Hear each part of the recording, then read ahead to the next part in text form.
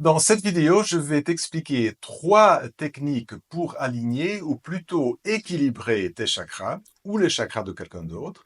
Tu vas voir que la deuxième technique, tu peux l'utiliser même si tu ne pratiques pas le Reiki.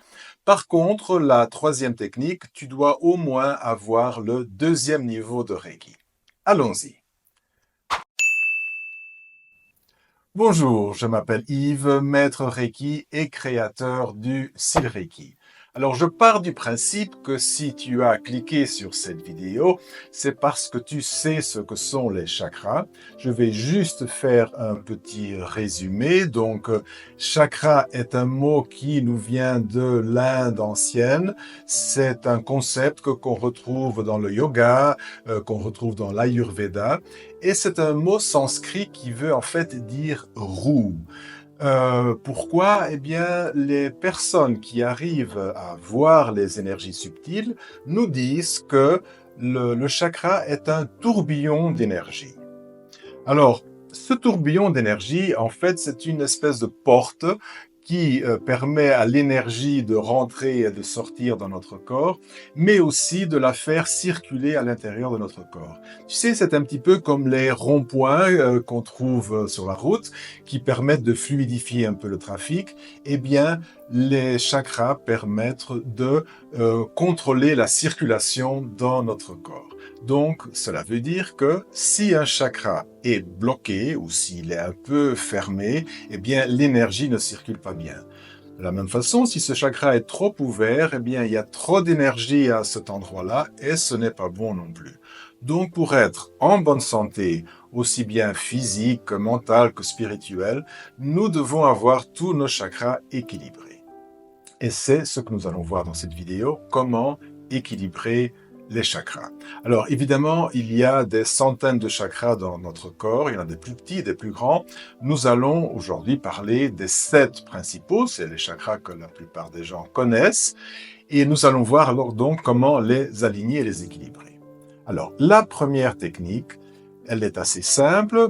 Tu fais du Reiki comme tu le fais toujours. Donc moi, ce que je fais, c'est j'utilise cette technique surtout quand j'aligne les chakras d'une autre personne.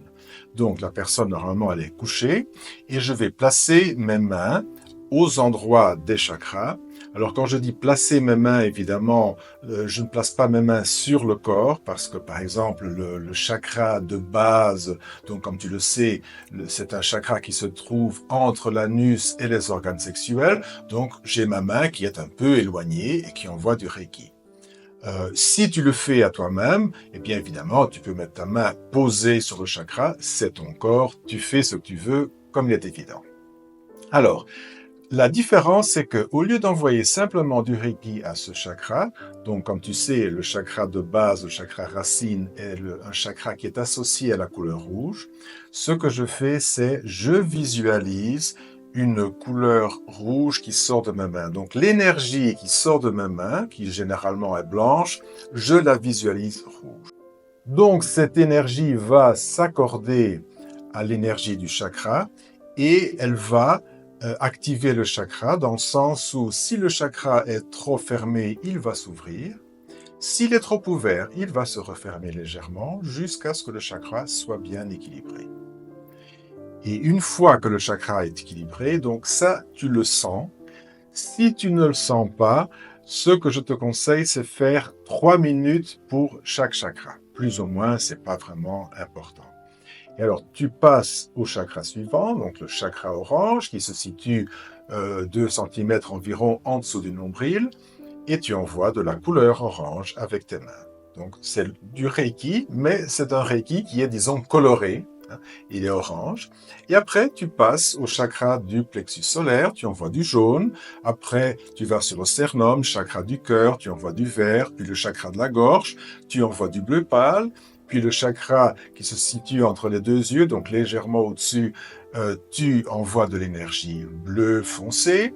Et puis tu arrives au chakra de la couronne où tu vas envoyer de l'énergie violette.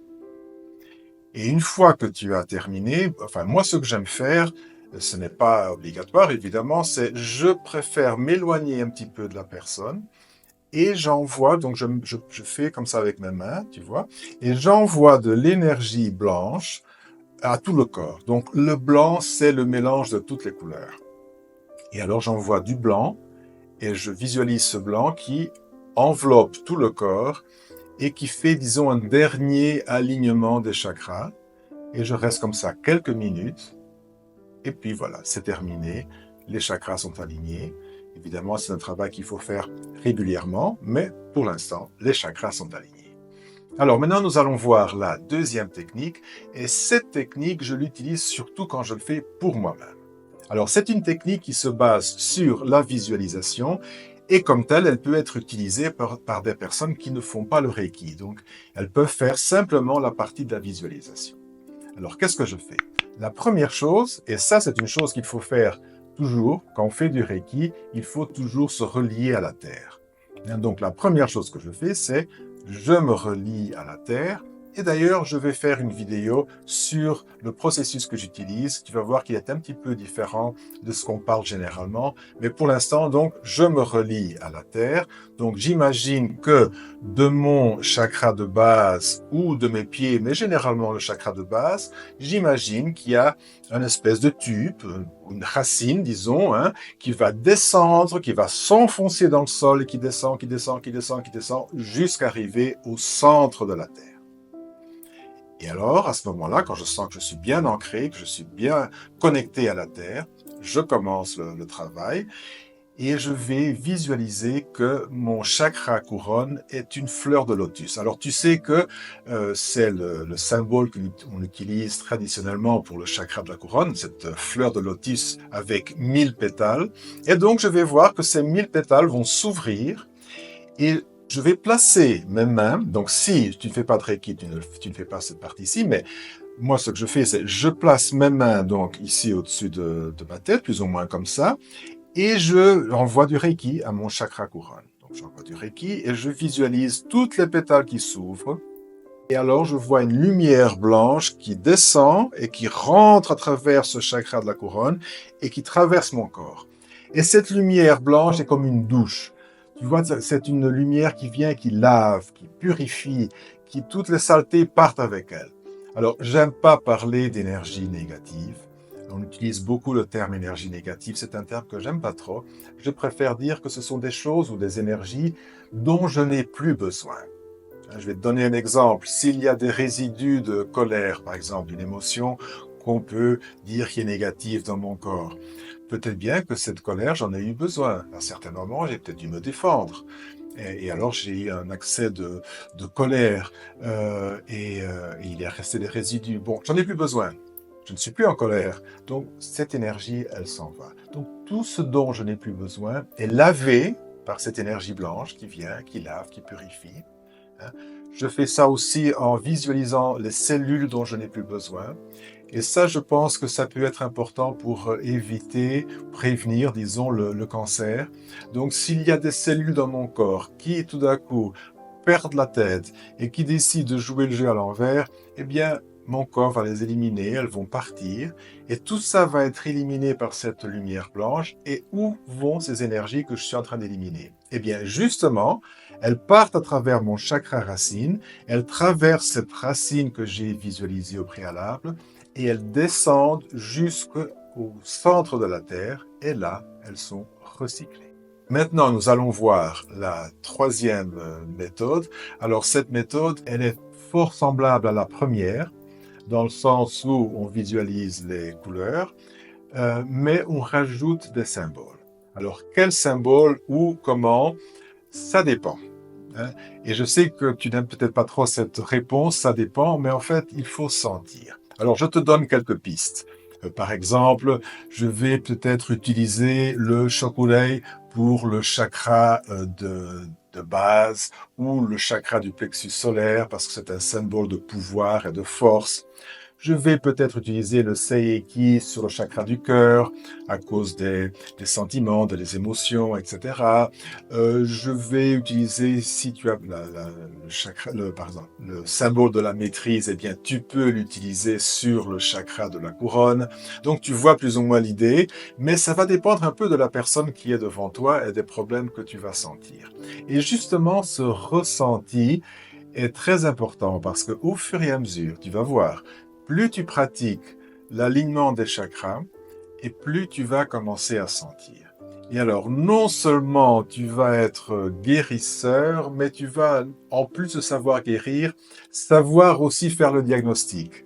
C'est-à-dire qu'avec tes mains, tu vas être capable de sentir quels sont les chakras qui sont plus fermés, donc qui sont peut-être plus déficients, les chakras qui ont trop d'énergie, qui sont trop ouverts.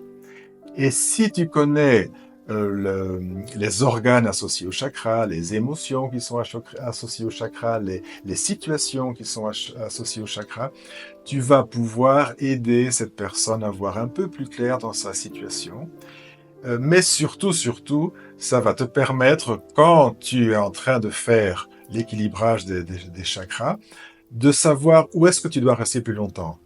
Si un chakra te paraît bien, tu sens qu'il est bien, ben, tu restes pas trop longtemps. Si un autre chakra est très affaibli, eh bien, tu vas rester là plusieurs minutes à envoyer de l'énergie avec la couleur et le symbole éventuellement que tu trouves qui est le plus approprié, pardon. Et une fois que tu as donc terminé avec les symboles, tu peux de nouveau faire cet envoi d'énergie qui, dans le fond, ressemble un petit peu à la deuxième technique.